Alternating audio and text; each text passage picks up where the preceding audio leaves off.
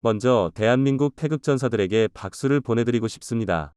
무득점의 무승부였음에도 우리에게 감동을 주는 경기력 지금까지 40여 년 살면서 처음 보게 되었습니다. 2002년 이후 대한민국이 강팀을 상대로 0대0 무승부를 한 건 체력 고갈에도 버티면서 최종 승리했던 2002년 스페인전 그리고 그 이후 처음 겪는 일입니다. 벤투 감독이 4년 동안 준비하면서 갈고 닦았던 걸 보여줘야만 했던 경기 2022 카타르 월드컵 H조 조별 1차전 대한민국 대 우루과이 얼마나 떨렸겠습니까? 이 경기 때문에 다른 일에 집중을 못할 정도였습니다. 가장 궁금한 선발 라인업 벤투 감독 4년 준비의 최종 선택이 굉장히 궁금했는데 경기 1시간 전에 공개된 걸 본 후 내 솔직히 땅을 쳤습니다. 4년 동안 당연하다고 봤던 변화 없는 그대로여서 황희찬의 부상으로 빠진 걸 나상으로 대처하는 걸 본 후 방학을 금치 못했습니다. 강팀을 상대하는데 4년 동안 약팀이든 중간팀이든 꾸준히 썼던 선수와 전술을 그대로 들고 나와버렸다고 느꼈기 때문입니다. 한국의 전반적으로 경기를 장악했고 중반부터는 우루과이가 반격에 나섰다. 손흥민과 발베르데에게 찬스가 오면서 승리할 기회가 있었다. 한국은 잘 정돈된 팀이다. 조직력이 좋고 훈련이 잘 돼 있는 팀이라 보기 좋았다라고 평가했습니다. 미국 매체의 슬래틱은 우루과이가 전반 여러 차례 날카로운 역습을 펼쳤지만 기술적으로 더 나았던 한국이 경기를 주도했다. 이 무승부로 H조는 포르투갈 우루과이 한국이 16강 진출을 위해 3파전을 펼칠 것으로 보인다. 그리고 가디언은 이번 경기는 약팀이 강팀과 대등한 경기를 펼친 경우에 속한다라고 전했습니다. 미국 앱통신은 한국 경기는 아르헨티나와 독일의 경기처럼 우세한 팀이 휘청거린 경기다. 무승부로 월드컵을 시작한 것은 한국에게 유리할 것이라고 전했습니다. 뭔가 조금 이상하죠. 분명 우리가 많이 밀릴 거라 예상했는데 경기는 매우 팽팽했고 대한민국이 매우 잘했습니다.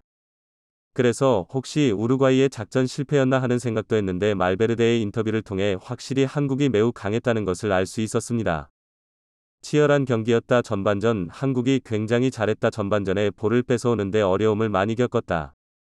우리가 수비나 공격에서 양쪽이 다 어려웠다. 이렇게 소감을 전했습니다.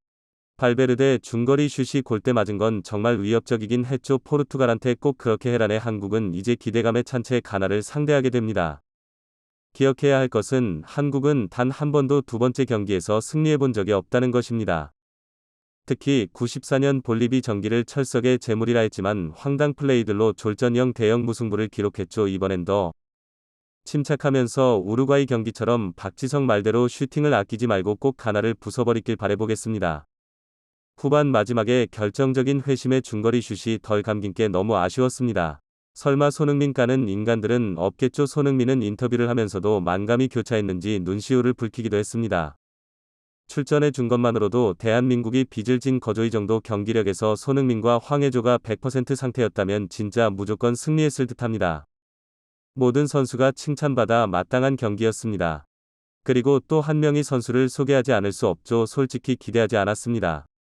벤투 감독 뚝심이 아니까. 그런데 후반 29분 정확히 이강인이 클로저 되면서 득점이 필요하니 중요한 순간에 벤투 감독은 이강인을 투입했습니다.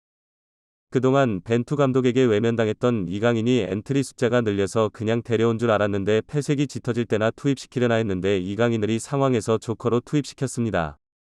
비록 대한민국이 득점은 없었지만 확실히 퀄리티가 다른 선수였습니다.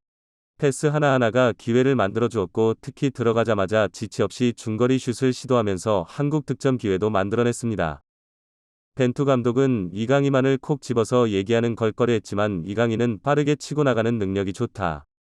팀이 압박이 있을 때마다 그런 모습을 보여준다. 훈련에서도 잘 보여줬다. 이강인은 전반적으로 수비할 때도 잘했다. 그래서 교체를 넣었다고 했습니다.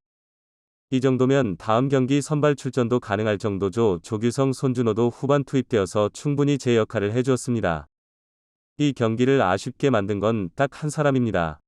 한국의 프리킥을 유도하려고 했던 티가 난 것도 사실이지만 충분히 파워를 볼 수도 있는 상황이었는데 모두 그대로 진행해버리면서 억울할 수밖에 없었습니다.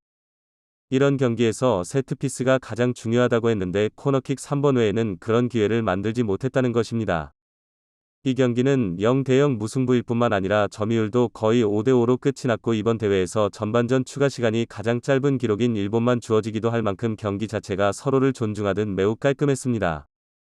우루과이도 장점이 미드필더들이 한국에 막히자 별다른 소득이 없었고 당연히 그들도 기회가 있었지만 득점이 되지 못한 게 고마운 일이었습니다.